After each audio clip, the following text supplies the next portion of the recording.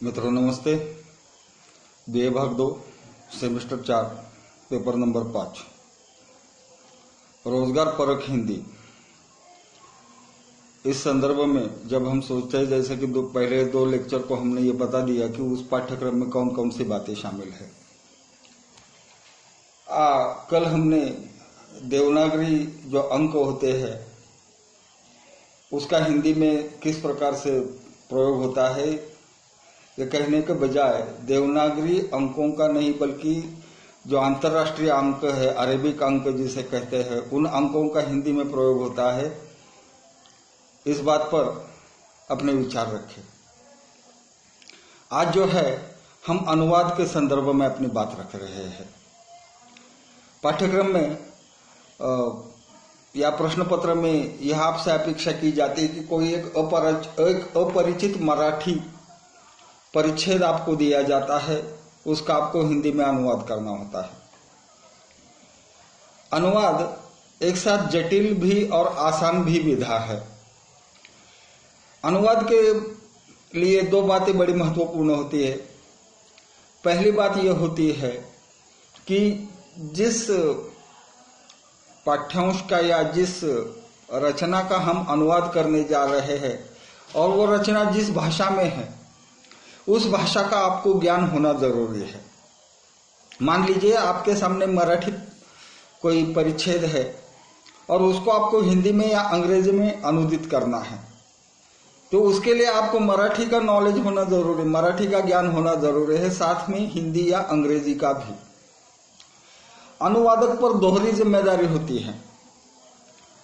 पहली बात यह होती है कि अनुवादक मूल का कुछ न तोड़े, और दूसरी जिम्मेदारी होती है अपने मन की बात न जोड़े। तो अनुवाद करते समय यह बहुत बड़ी जो है वो सावधानी हमें लेनी पड़ती है। अब हम ये सोच विचार करेंगे कि अनुवाद की जरूरत क्यों पड़ी। संसार में हजारों भाषाएं हैं और इन भाषाओं में ज्ञान का खजाना छिपा हुआ है, और यह संभव नहीं है कि हम लोगों को या हमको सभी भाषाओं का ज्ञान हो। अनुवाद की आवश्यकता क्या है, इस पर आज हम बात रख रहे हैं कि हर एक भाषा में जो ज्ञान का खजाना या रचना छप जाती है, उसमें या उस भाषा को हम सांगोपांग पढ़ नहीं पाते। उदाहरण के लिए हम दे सकते हैं कि कोई उर्दू काव्य रचना है, कोई संस्कृत का श्लोक है, तो संस्कृत या उर्दू हमारी समझ से परे होती है, इसलिए उसका जब हम हिंदी में या मराठी में अनुवाद करते हैं तब हमारी बात आसानी से समझ में आती है कि फला फला कवि ने या फला फला रचनाकार ने क्या कहा है। इसलिए सबसे बड़ी चीज ये होती है कि संसार में जो है वो ज्ञान विभिन्न भाषाओं में है। हम मराठी का ही उदाहरण देते हैं कि 12वीं सदी में संत ज्ञानेश्वर ने ज्ञानेश्वरी लिखी, तो क्यों लिखी? क्योंकि उसके पहले जो ज्ञान था भगवत गीता में, जो कृष्ण और अर्जुन के संवादों के माध्यम से जो ज्ञान प्रस्फुटित हुआ था, वह ज्ञान सभी लोगों तक नहीं पहुंचता था, और इसलिए संत ज्ञानेश्वर ने जो है ज्ञानेश्वरी का निरूपण करते हुए मराठी में, अर्थात तत्कालीन मराठी जिसे आज हम प्राकृत कहते हैं, उस मराठी में उन्होंने अपनी बात रखी। ज्ञानेश्वरी में ऐसे असंख्य शब्द है कि जिनका वर्तमान मराठी में उपयोग या प्रयोग नहीं होता, क्योंकि वो प्राकृत मराठी है। और इसीलिए अनुवाद की जो है वो आवश्यकता है। अब आप सोचेंगे कि केवल अनुवाद केवल क्या पढ़ने लिखने के लिए होता है? नहीं, अनुवाद के असंख्य पहलू है।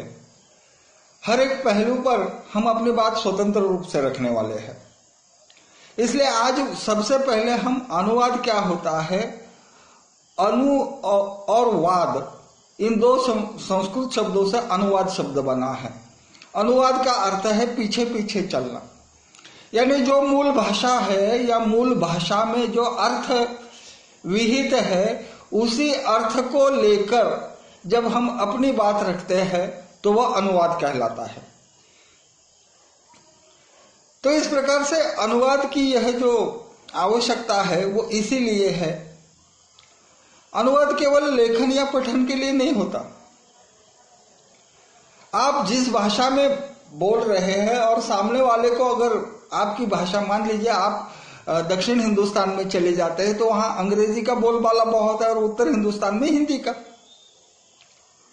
जब आपको प्रादेशिक भाषाओं का ज्ञान नहीं, मान लीजिए कन्नड़, तमिल, तेलुगु, मलयालम, इन भाषाओं का आपको ज्ञान नहीं है, उस समय आपको जो भी कुछ अपने मन की बात कहनी है वह अंग्रेजी के द्वारा हम कहते हैं, ये एक तरह से अनुवाद ही है। तो संप्रेषणशीलता यानी अपने विचार दूसरों तक पहुंचाने के लिए अनुवाद का जन्म हुआ है, ऐसा हम मानते हैं। आपके मन में जो बातें हैं उन बातों को सामने वाले के गले में उतारना है, इसलिए अनुवाद है। अनुवाद के अनेक आयाम है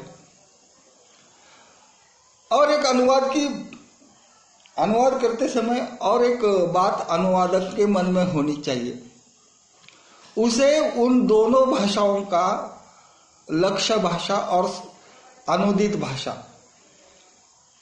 दोनों भाषाओं का उसे अच्छी तरह से ज्ञान होना आवश्यक है।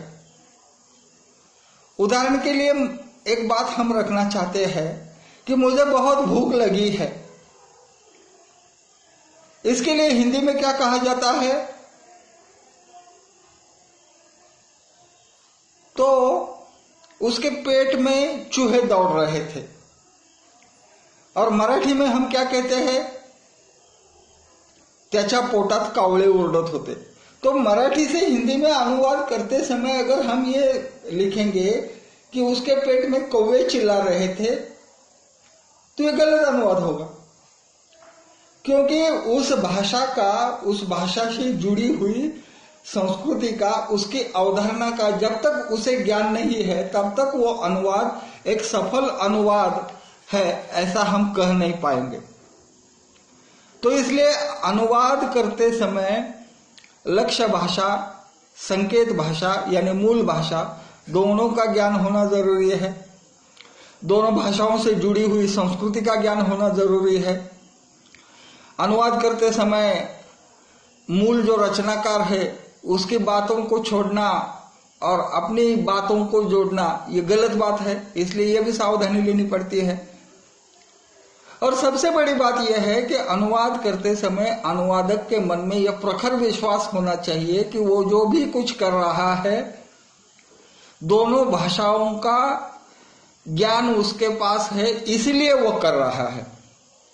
अगर उसके पास वो विश्वास नहीं है तो वह अनुवाद निर्दोष अनुवाद नहीं हो सकता।